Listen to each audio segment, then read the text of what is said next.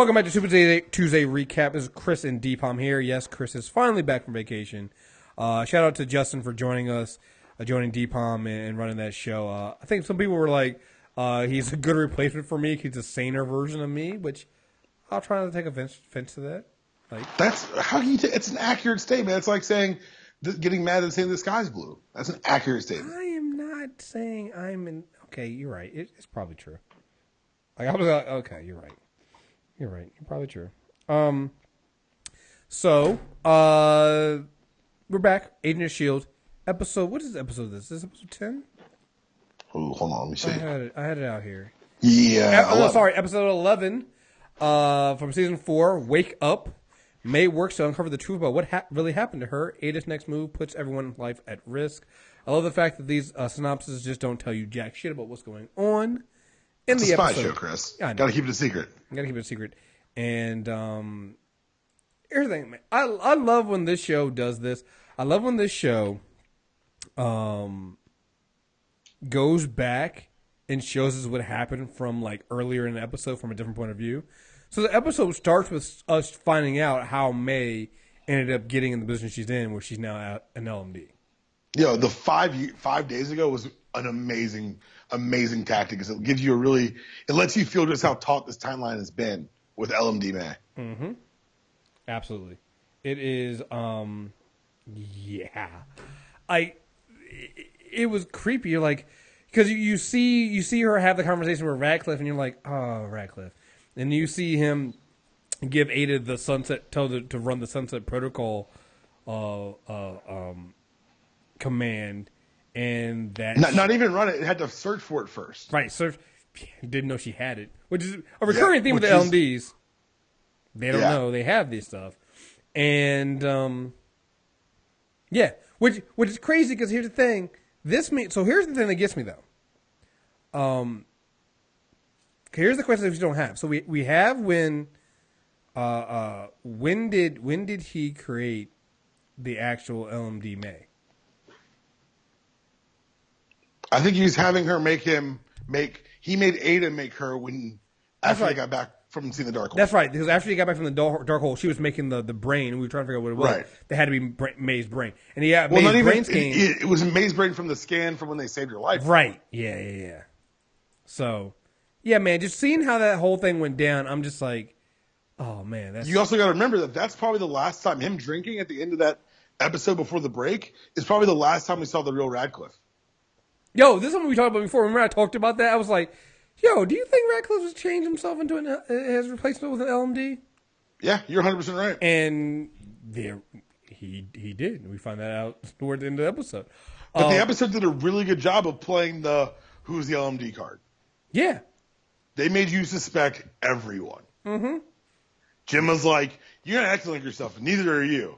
Mm-hmm. Max being all shady. And the way it was shot and edited, really well done.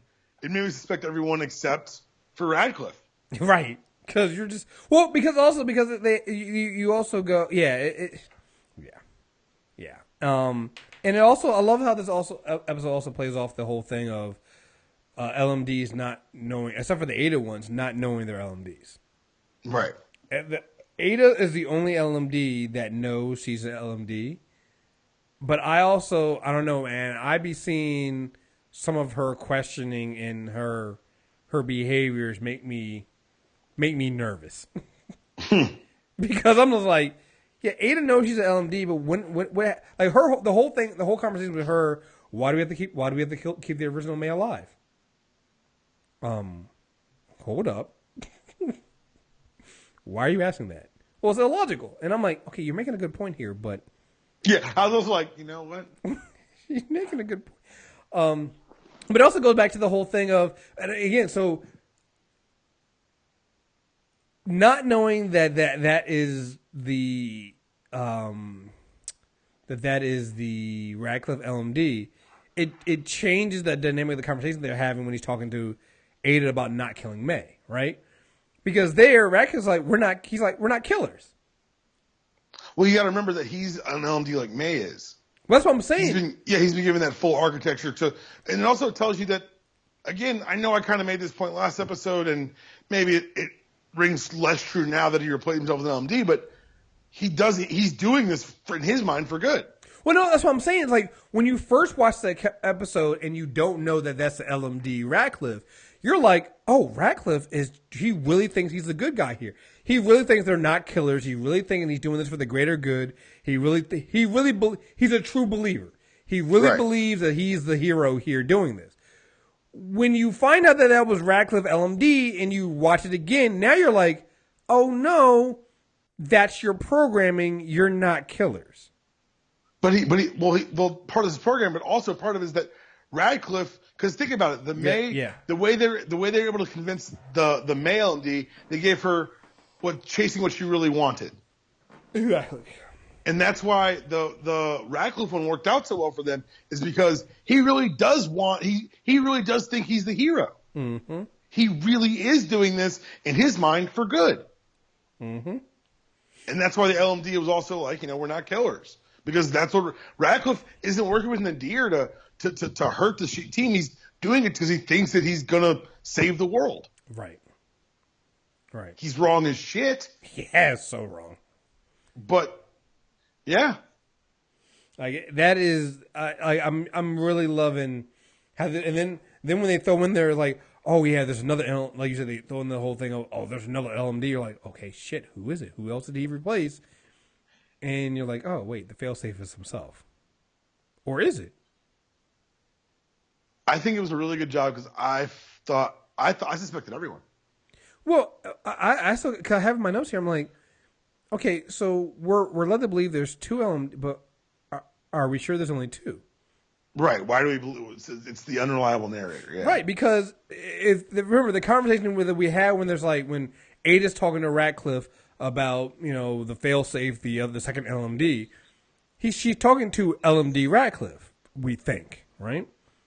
And if she's talking to LMD Radcliffe, if the real Radcliffe made a third LMD of somebody else, the second one wouldn't know. The second one wouldn't know.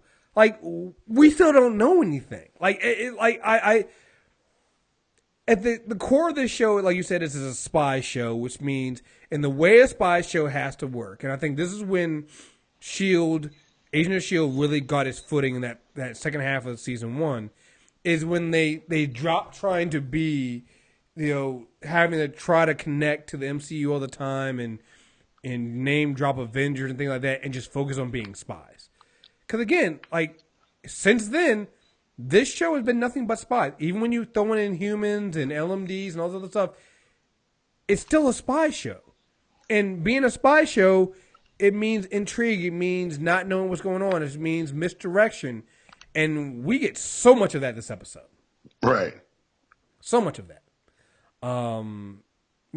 May being caught in the framework. Not going to lie, they got me for a minute there, yeah. Well, at first I thought they were setting her, Ada was setting her up because I was like, robots don't knock things over. They don't make mistakes. Right. But someone on Twitter, I forget who it was, pointed out said this is what he said he would do. He'd find a better way to keep her in a better cage. And yeah, it was 100% like it. It was really well done. I can see how they would have May, like, give her something to overcome.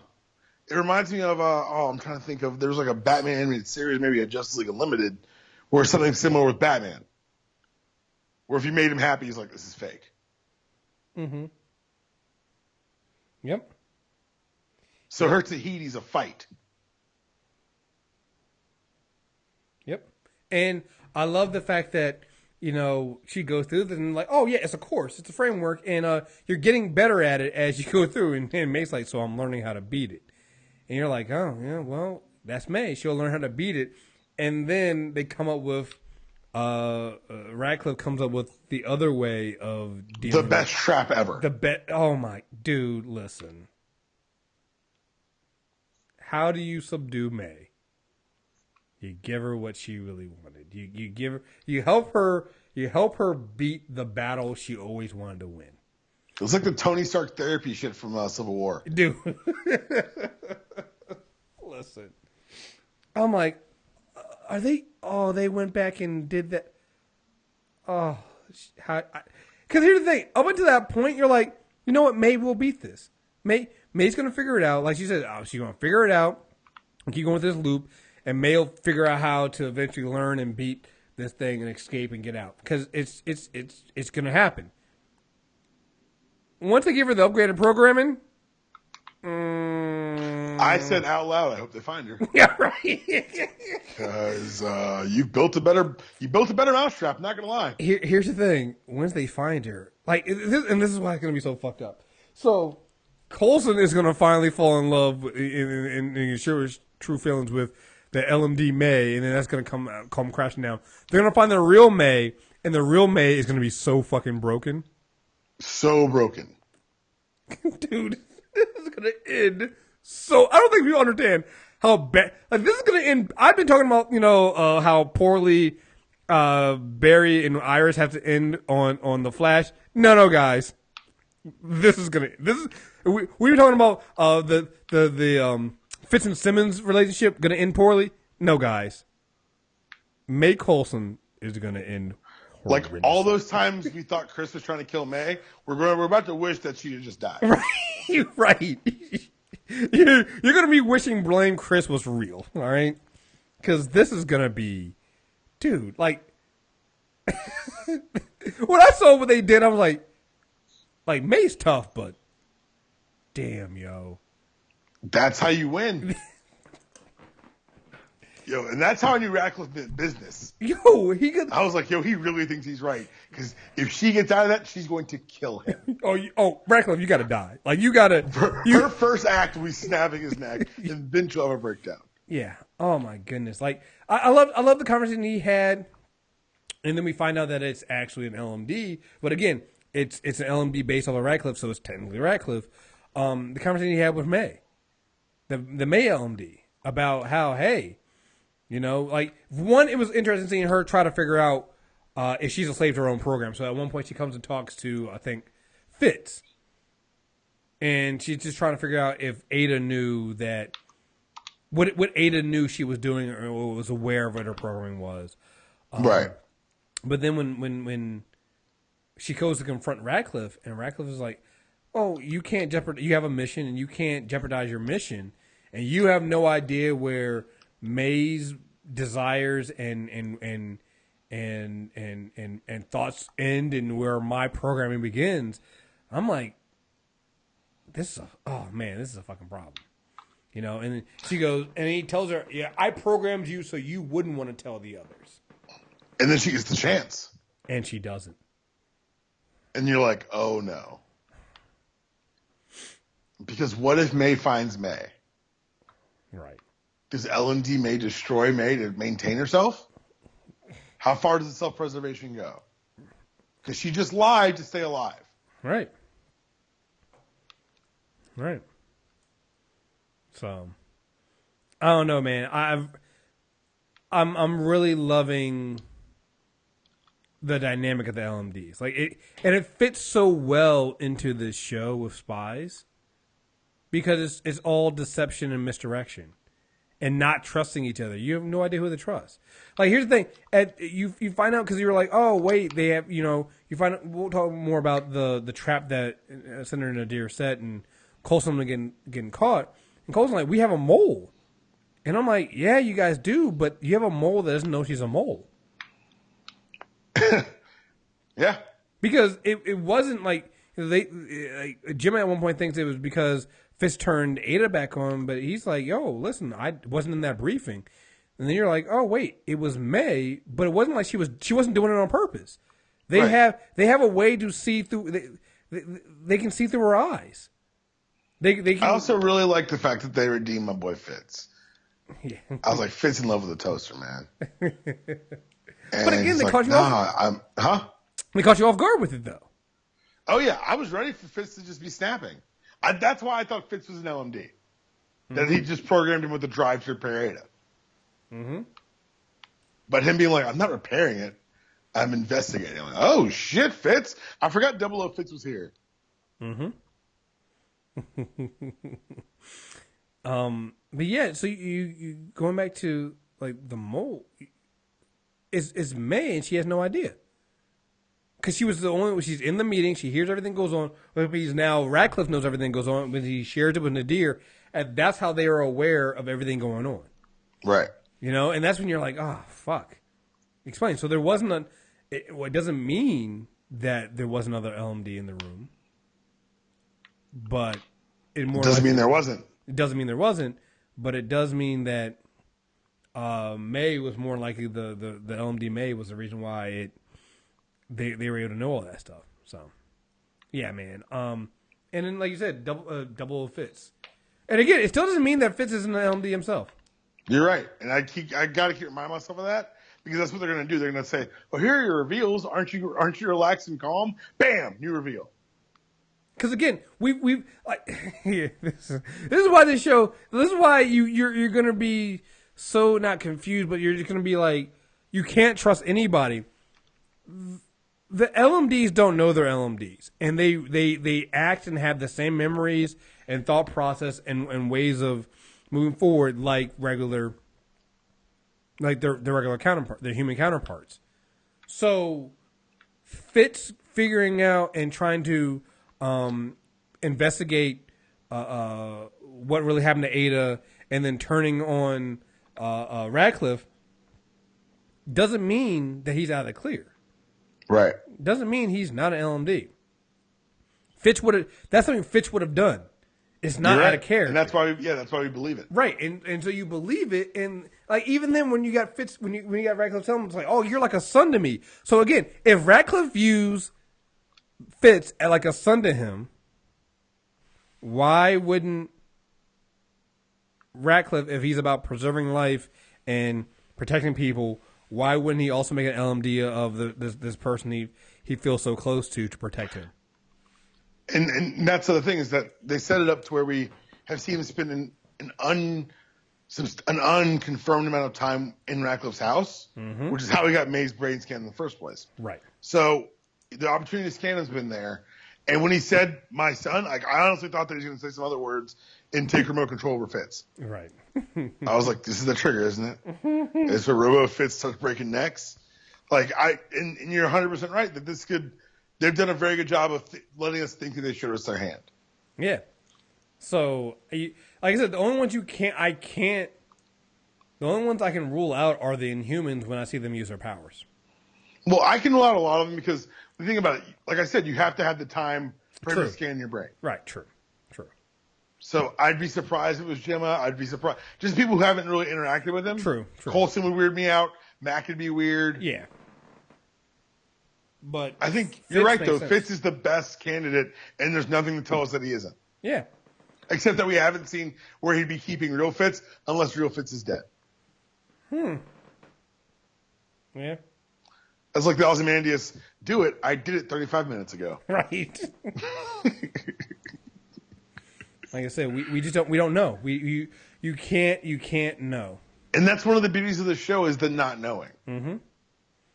And like I said, I love that Fitz able to hit that trigger of when he heard LMD Radcliffe say, "My first priority is to preserve life always," and that's when Fitz was like, "Son of a bitch, this motherfucker." Yo, Shield Guard. I'm not telling you to do your fucking job, but if one of your people shoots a prisoner in the fucking head, like no one reacted. Well, he probably has a higher color card. Chris, if my boss walks in an office and shoots somebody in the head, I'm going to react. I'm not. I don't want to be shot next. Yeah, that's a good point. That's how I get shot. That's a good point. Right. You should mind your own business. Huh? Yeah, right. I mean, because remember, you just gave him your weapon. I'm going to wait until I'm away from the weapon, then I'll react. I'm going to get the weapon back first. Right. Get the weapon back. He's got walk away. Right. Yeah, I was like, because first time I watched it, I didn't realize what the line was. Like, oh no, that is definitely the line. I'm like, yeah, that would make sense that Fitz would realize that's an LMD, and didn't even hesitate, yo. Like, double Fitz, yo. I was just saying, like, Fitz seemed very sure. Mm-hmm. I'm glad he was right because that's a lot of red tape. Here's the thing. The other thing that drove me crazy too when LMD Radcliffe was talking to LMD May. Oh, God, just all these LMDs, right? LMD talking to an LMD, right? Who had been talking to another LMD before that. Like, this show is fucking crazy. And he talks to her about, how'd you know? She's like, I got injured. He's like, oh yeah, I didn't have time to work on that. I'm like, wait a minute. Wait a minute. Do you have a way of hiding the fact that Kriss, Ada bled. Right, but so did May. So I'm like, wait a minute. Are you have a way to hide the fact that there's machinery underneath the skin? Like, that's what got me. I was like, how was he gonna hide the fact that when she gets injured, that it's an LMD? Like, wait a minute, dude. This is making it even scarier. They've got really good technology. Right. You be forgetting that on S.H.I.E.L.D. sometimes, You be like, your tech is really way too good on this. Yeah. Yeah. So, oh man, this LMD stuff, man. And I love how they then bring it around and tie it into Senator Nadir, and that's how they're going to bring back in the human. So now it's all one big loop, which is what they always do on the show, right? You usually have all these three. You have 2 to 3 different tracks going on, and then somehow they all come back together. Like, and again, remember, technically there's 3 in here, right? You still have the Dirk Hold, you have the LMDs, and now you have whatever Senator Nadir is doing. They're all going to come back. Yeah, the Supreme. That's all going to come back. So, no, the Superior. The Superior, sorry. Yeah. So, yeah. All right. So let's talk about Coulson and them. Coulson gets back in charge, and Coulson, you fucked up, man. Can we talk about something else? Can we talk about Mac first for a second? Oh, I'm going to save him for lag. Save him for last. That's fine. Yeah, sorry. I'll try to. I want to get into that Mac Elena stuff. Yeah, so we'll get into that. But yeah, man, Coulson, I'm with LMD May on this one. Like, yeah, man, you I think you made the right choice. You had to do this is what S.H.I.E.L.D. does. You got caught this time, but you had no other fucking choice. Had there not been, I need a confident Coulson who knows he's got his fastball still. Yeah. Because I'm like, look, if you didn't. If LMD, they could you don't know that they don't know there's an LMD sitting at the table with them feeding information back. You didn't know that, so had you not done that, plan would have worked out fine. Right, 100%. And it's also it did a really good job of seeding distrust. Mm-hmm. Right. Because they still don't know how the plan was found out. Like, yeah, Radcliffe was an LMD, but Radcliffe wasn't in the briefing. Right. So they get to play this big. It's a mole hunt, except the mole isn't really a mole; she's just a robot. Mm-hmm. I don't know. That fell apart for a second there. Yeah. And you know Nadir's evil as fuck. You know, yeah. So I feel like they had to do this. There's clearly going to be ramifications from it. And, yeah, Talbot needs to just shut the fuck up. I'm like, Talbot, yeah, dude, you're constantly on the wrong side of this. Like, yeah, you said not to do this, but we also know Nadir is working with the watchdogs. So yeah, that's true. Like, I know you're right intellectually. It's just like Talbot wasn't wrong in anything he said. No, I mean, but he's not intellectually wrong in what he said, but at the same time, Talbot doesn't want to do anything. Talbot doesn't seem to be wanting to make any moves to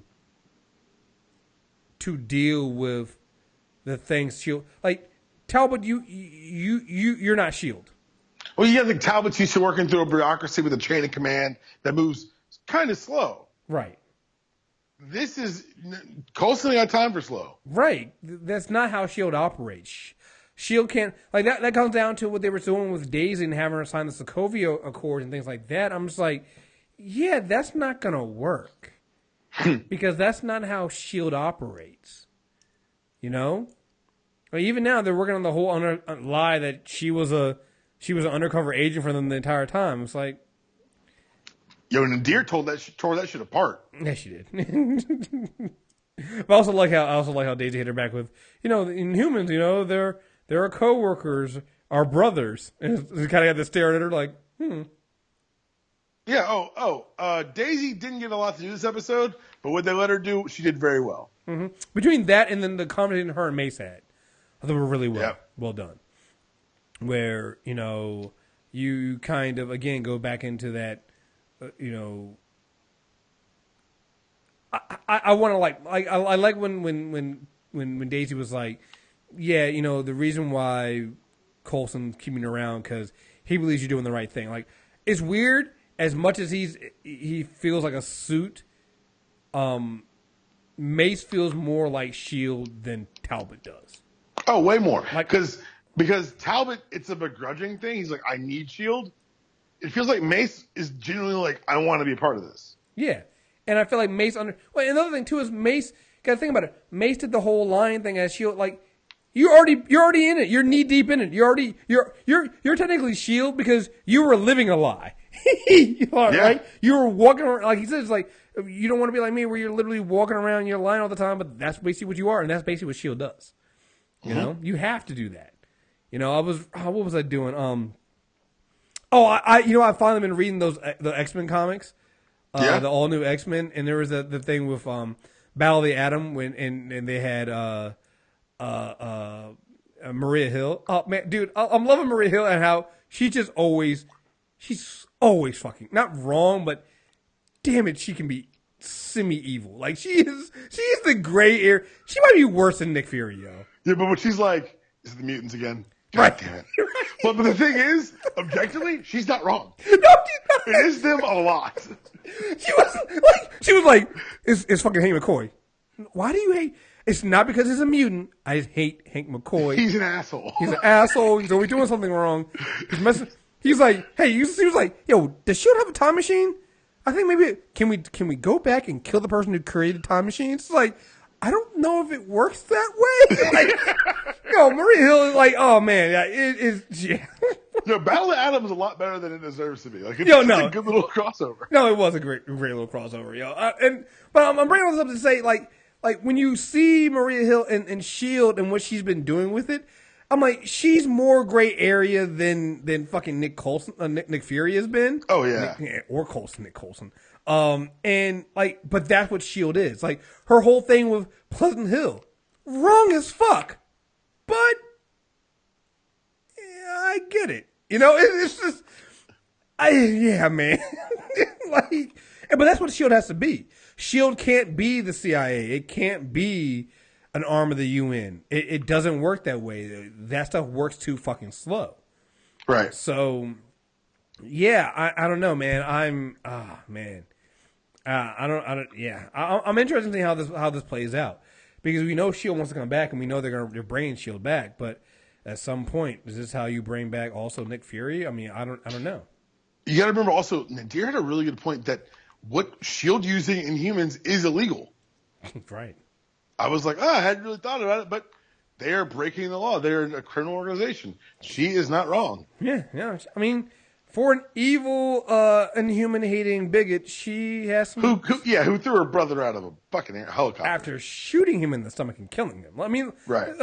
No, she didn't throw her brother. She shot and killed her brother and then threw him and then had his body... She didn't do it. She had his body dumped unceremoniously out of an aircraft. She has some good points, though. Just hear him out. I'm not saying she's right. Yeah, I'm just saying. I'm not saying she's wrong. Let's hear her out. Let's give her. This is like the Democrats are doing. Let's give them a full Senate hearing. Let's give them a full confirmation hearing first. And then you know what? She's her actions in the past have been evil, but she wrote me a promise letter. She wrote me a promise letter. That she was going to stop that. She's just saying that Inhumans shouldn't get extra rights. All right? She's for all Americans, just not Inhumans who get extra rights. And guess what? If she breaks her promises, I've got them in writing. I'll hold her to them. If they break them, I'll be the first one to get very upset. Right. I'm going to write What are you talking about? I'm going to write a strongly worded letter. His congressman's going to hear. Right. What? Good God. I hate everyone. I'm sorry, guys. I didn't mean to get too real. Yeah, that turned into something it wasn't supposed to be. that got a little too close to home. I think it was my fault. Right, a little too close to home there, guys. But yeah, man. No, but I love that. Yeah, I think it's gonna be interesting. Well, one I think is interesting because you also now get Coulson having to deal with something that we haven't had to see him deal with before. Because Coulson never had to really deal with the U.S. government like this. So he's having to, and somebody who we know is evil, but is now part of the U.S. government. Like, you can't threats foreign and domestic, Chris. Right? No, you're absolutely right. But unlike another person of an agency or something like that, you can't just show them into a sitting. Is she a senator or is she a senator? Right? Yeah, Senator Nadir. You can't just show them into a senator's office and bug their office. Like, dog. Like, well, Chris, with that attitude, you can't. Right? using an inhuman, show them into an inhuman hating senator's office to bug her office using inhuman. Like, yeah, no. Like, that's a good deal of hubris. You're right. Yeah, yeah. Maybe you should have done that. Yeah. All right. So let's talk about Mac and Elena. Yeah. I'm not going to say anything. You got to talk first. Just because we know what's about to happen. That when he hit her with the talk about the like first they hit us with the stuff like Iris and Barry. Finally Mac and Elena in bed. They finally get it on. That's great. Then he gets texting. He disappears. Like, what the fuck's going on? So you're already thinking about the LMD thing, right? But then you find out he talks to her and tells her it's about his daughter Hope that lived 4 days. Yeah. And then I'm like, God damn it, man! Why you gotta hit us in the gut like that, man? Oh, so you were moved by the story. That's good.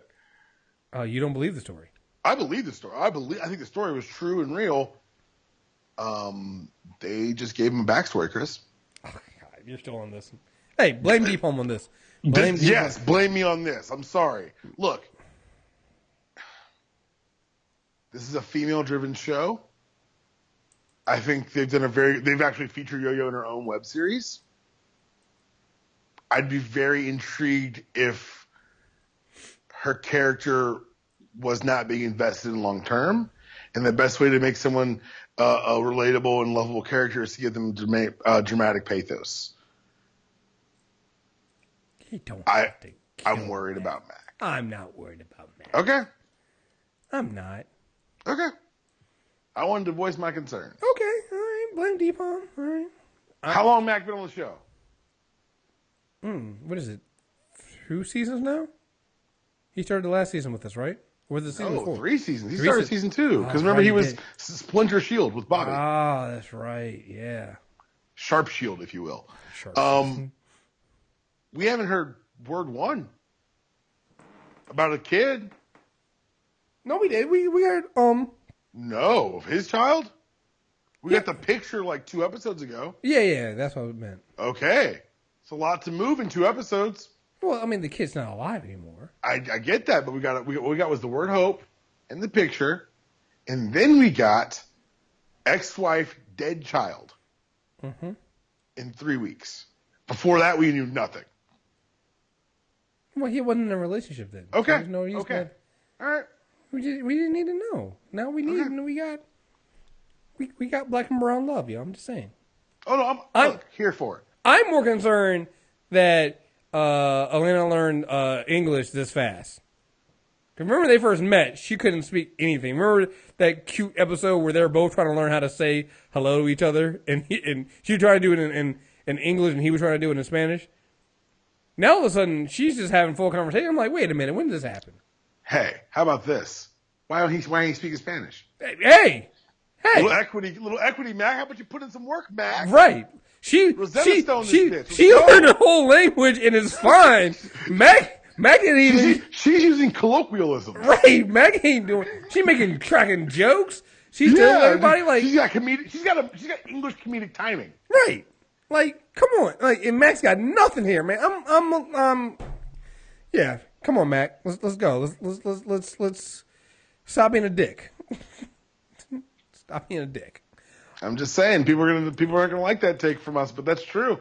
Right. Mac should be putting in some effort. He should be putting in some effort, yo. I'm not gonna lie. I just, like I said, it really just hit me this episode. I'm like, wait a minute. She couldn't speak English last season. At all, like a lick of English. Right. Because it's like they couldn't communicate. I remember, and that's what made it so cute. They couldn't communicate. And now I'm like, wait a minute. She didn't put in the work, Like, what did she? She's taking night classes. Right. And Mac's like, she's like, hola. He's like, nah, I don't do that. Oh my God. I wonder if she learned it at super speed and like showed up one day talking English. He was like, oh, thank God. So I'm not gonna lie. I thought that because they've done that before with speedsters, right? In other genres, stuff like that. That they can also learn things faster because of their speed. So I thought maybe that's what it was. Because I'm like, I'm sorry, it just doesn't make any sense, man. Because it's like, wait a minute, she couldn't wait. But how did we get here? You know when it hit me? It didn't even hit me with their conversation. It hit me when she was talking to Coulson. Yo, yes, that's you're right. Because I was like, wait a minute. Because it wasn't just that she was talking to Coulson. Euphemism at one point, and I was like, okay. Right, because she hit Coulson with I know what's going on between you and May. And I'm just like, wait a minute, how are you picking up on that? Well, that wasn't happening just in English. Like, anyone can read body language and intent.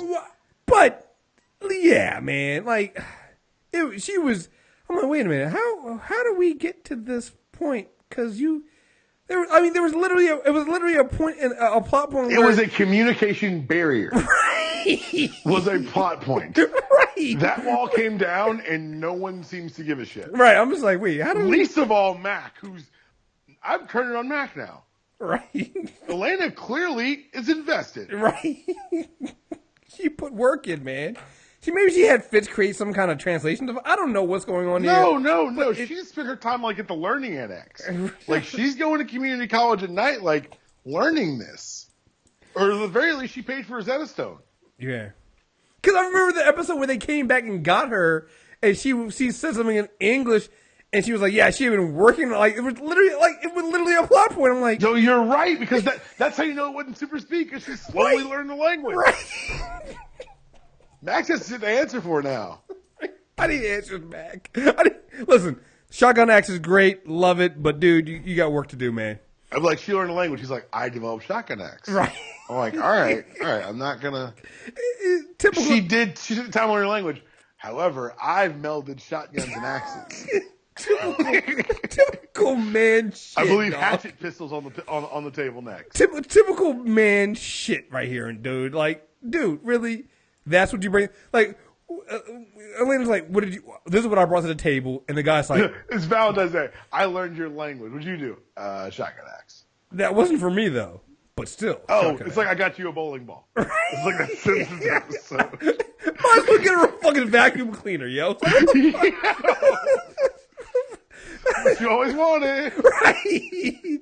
See, I listen. No, you don't. No, you don't. You didn't. Mac, you wanted a shotgun axe. Are you sure? Right.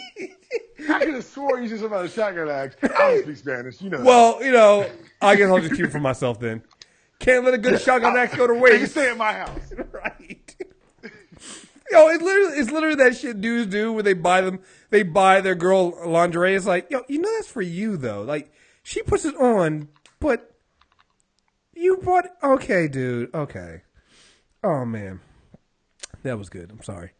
I still love this relationship though, but yeah. It's great. It literally just hit me this week. It was like, wait a minute. She's not even like, cause like they were talking about movies last episode. Oh, the episode before last about the They were joking about the Terminator, 80s movies, Terminator and shit. Right. I'm like, wait a minute, how did we get to this point? Yeah. So. She made a joke about Terminator Salvation in English. Right. Yeah, man, Elena's the MVP, man. Right. Oh my. Well, which makes you wonder. It's like, wait, did she watch all those movies after getting to know Mac? Like, I'm like, oh my gosh, she put in so much more work than Mac has. She wanted to show an investment in his culture. Right. So she watched all the robot movies she could. Right. And then learn the language. I'm like, oh, MVP, guys. Like, Mac, get your shit together, yo. That's a keeper, yo. That's a keeper. She learned a language for you, sir. An entire fucking language. She apparently watched Terminator Salvation for you, sir. Right. Shit. She's a real one, man. Oh man, yo. Oh god, I can't believe. I'm telling you, it's important though. This is important shit. This is news. This is news. Yeah, man. As always, though, great fucking episode. I love this show, man. The show's a cheat. I feel like the show cheats. Yeah. It has no business being this good all the time. No, it does not. No, it does not. And it is. Yeah. Yeah. It's just consistently been good since. I'll say it's been consistently been good, but for those who have their issues, consistently good since halfway through season 1. So. Yeah, you and I understand that the whole season 1 actually is really good. But, yeah. I'll give people that first 11 episodes, to get their shit together. And I won't. So just remember I'm the Dpalm one on Twitter, so don't say that to me. Yeah. All right. Anything else on this episode? Wrap it up. No, I'm excited because there's a lot of balls in there, and I know that this is technically the subtitle of this mid-season run is LMD, but they've done a really good job of keeping us intertwined with the Inhuman aspect, and what I thought was going to be like a gone by the wayside MacGuffin, the Darkhold is still holding importance because it's still everyone's chasing. Yeah. And next episode we get Patton Oswalt. Yeah, Patton Oswalt, and it makes me wonder what happens if Nadir or the Superior get the Darkhold. If Patton Oswalt's not an LMD, I'm be shocked. Shocked, I say. That's going to be interesting. All right, so before we wrap this up, a couple of things I want to throw out there, just because there's some news came out there. One, I should have mentioned this during the Flash panel, the Flash review. Tom King, Batman, he's gonna be working with. Was it Josh Williamson is doing Flash, writing Flash? I think so, yeah. And they're going to be doing the Batman Flash crossover that deals with some of the Watchmen stuff for Rebirth. I'm really excited. I am too. Them giving King this. For those who don't know, Tom King is a former no shit CIA operative, who started writing comics 2 years ago. And in that time, he's cranked out some things that elevate comic books. Mm-hmm. His Grayson run is underrated, but it was a great way for him. You could see him finding his footing running comics. He wrote the 12 issues of Vision for Marvel. Mm-hmm. We have to do a comic book club on this. By the way. Yeah, definitely. Even if it's just me screaming for 2 hours. It's perfect. It's a horror movie put into comic book form. Mm-hmm. And then Batman, And then they gave him Batman. Yeah. After Scott Snyder they let him follow Scott Snyder on Batman. He's had great shepherding. He's got great editors, but he's a great writer. He's a round great writer, so he's only getting better. And the fact that the story, which was kicked off by Jeff Johns in Rebirth, mm-hmm. they're giving him first crack at really sinking teeth into it. There have been hints around it. You and I are reading Titans almost exclusively for those hints. Yeah. There's been some things in Superman that are happening, or Action Comics. I really can't remember which one it's in. I think it's Action Comics. There's been things happening in Detective Comics, so that would make sense, actually. But this is the first time they're going to, if you read Rebirth, the button from Watchmen shows up. Mm-hmm. And the dueling covers drawn by, is it Van Shiver did them? I can't remember who drove them. I don't know. It looks like Van Shiver in my head. It's Batman and Barry each holding the button. Mm-hmm. We're going headlong into DCU Watchmen. And whatever you think about the larger idea, which I'm still super lukewarm on, the small idea of Tom King writing Batman and Flash and them solving a mystery together is a good one. Well, here's the other thing, too. Is Jeff Johns going to eventually be writing Watchmen stuff? Nothing's been announced yet. That's what everyone suspects. That when they finally let this, DC's doing a little long-term storytelling, which they haven't done historically. Mm-hmm. And I'm happy for them and I'm glad for them. And we'll see how it plays out as far as, because especially DC, a lot of the editorial groups are very sectioned off. The Bat books don't dance with the Superman books or whatever. So we'll see how it plays if they're doing a company-wide thing. what I hope they don't do. I didn't mean to just turn into DC rant. I was talking to someone about the history of comics the other day, and we were discussing DC, and he said something, he crystallized something that I always suspected, that Crisis works so well for them that every time they want to shake up their books and or give themselves a sales shot in the arm, they go to the Crisis. Mm-hmm. I hope they don't do a Crisis type thing. That's my thing, is that they did a very good job of showing some restraint by not doing that with Rebirth.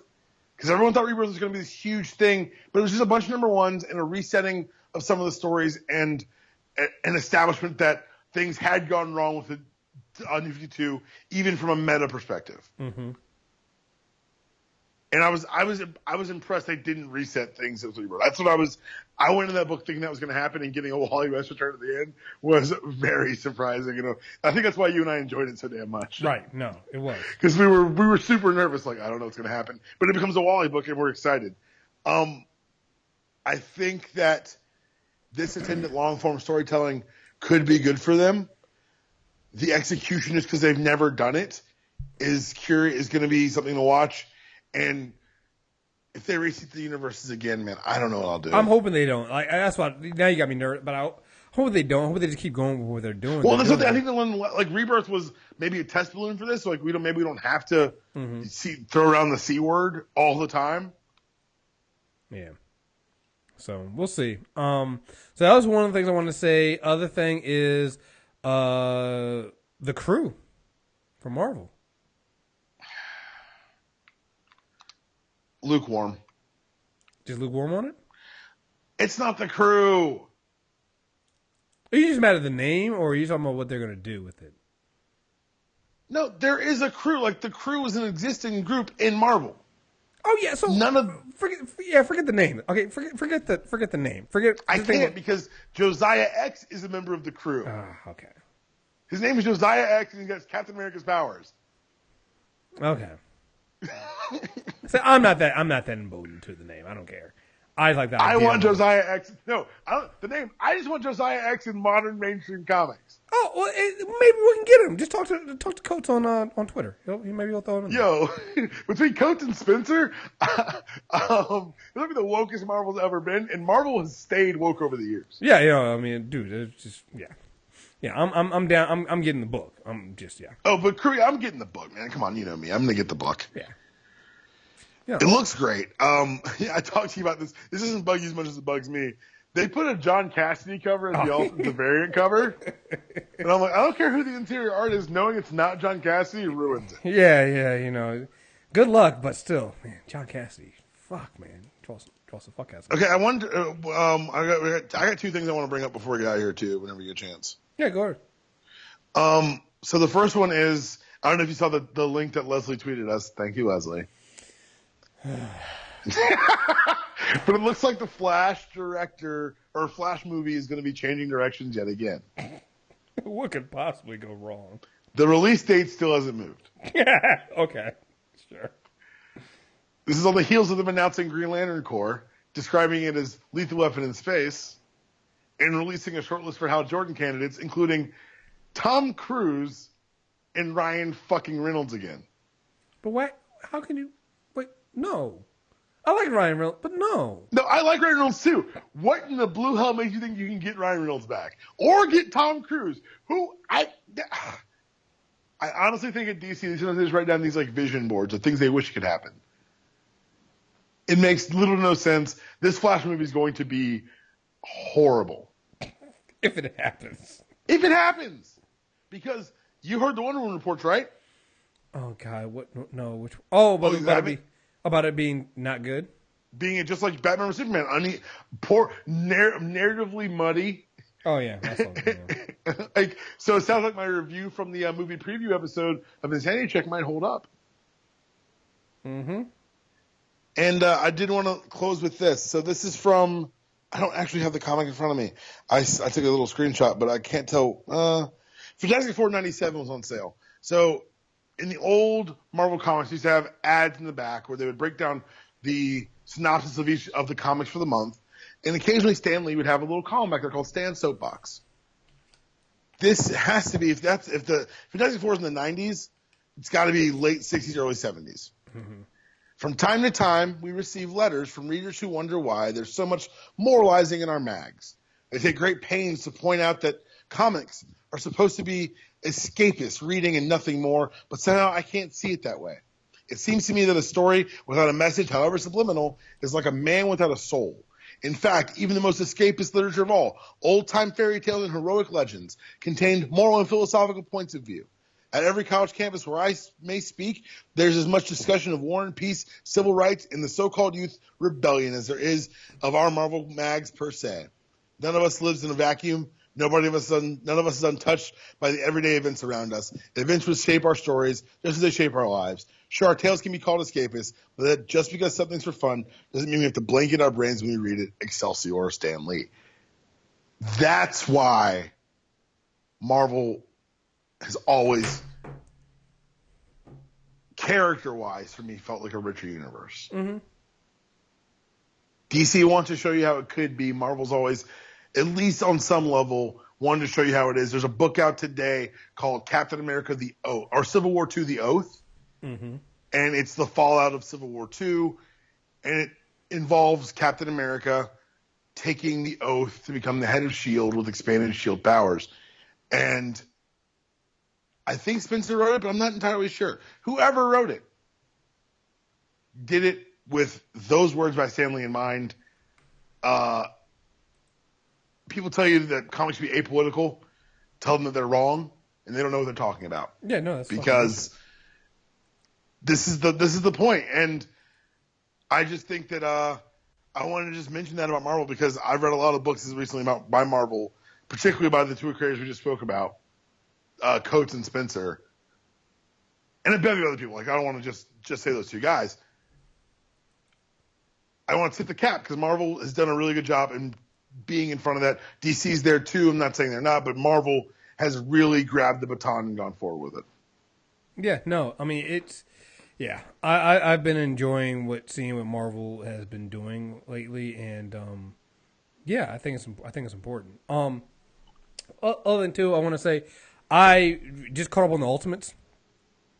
I did not realize that they had changed the name, so I was like 3 issues back, and my subscription didn't roll over. Oh, Ultimates too. Yeah, and I'm reading that shit, and is it me? Do you think that at some point the Ultimates ties into them bringing back the Fantastic Four? The Ultimates is the most important book in the Marvel Universe right now. No, it is. It's the one that deals with basically. We can't really talk about it because of the level of things that are happening. Yeah, but yeah, this is the most important book in the Marvel Universe right now, and I think we may get the FF back. I think more than anything else, we are Ultimates 2 is just a solid. It's everyone who's like a lapsed reader. The old Jim Starlin crazy trippy cosmic stuff that's there.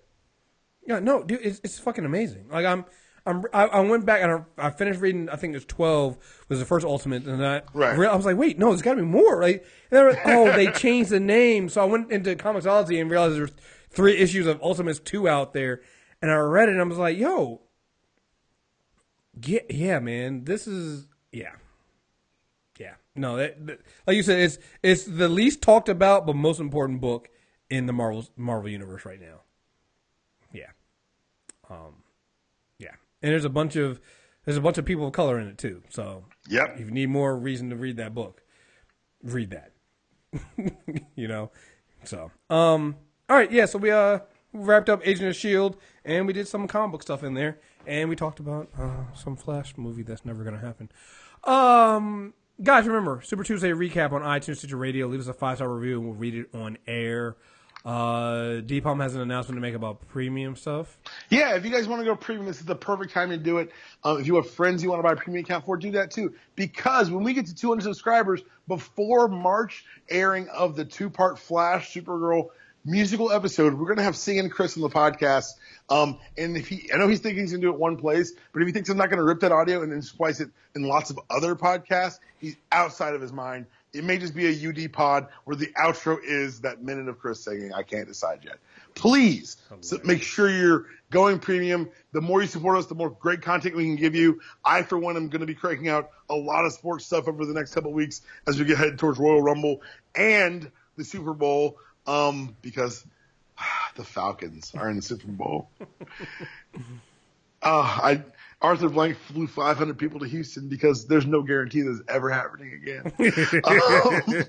But yeah, make sure so you get more content so we can produce more content for you. Please go premium, especially if you want to hear Kriss sing. I'm taking this personally, but okay. You should. It was your idea. You're right. It was because I didn't think it was going to happen. Guys, again, thank you guys very much. We have plenty of stuff coming out. I know Dpalm and I are going to try to talk about.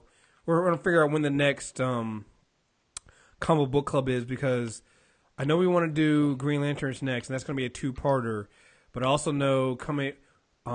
We also have to. I would like to. We talked about doing that Wolverine one, and Logan comes out in March, so that can be the one after GL. Yeah, so we'll have to figure it out when we're going to get that stuff done, and then shortly after that it'll be the Iron Fist and Colleen Wing character corner. So I think we have the next 4 set up already. So you got to figure out when we're going to do them. So stay tuned. We got plenty of stuff coming out for you guys, and enjoy it. And guys, thank you very much. Until next time, we're out of here. Peace.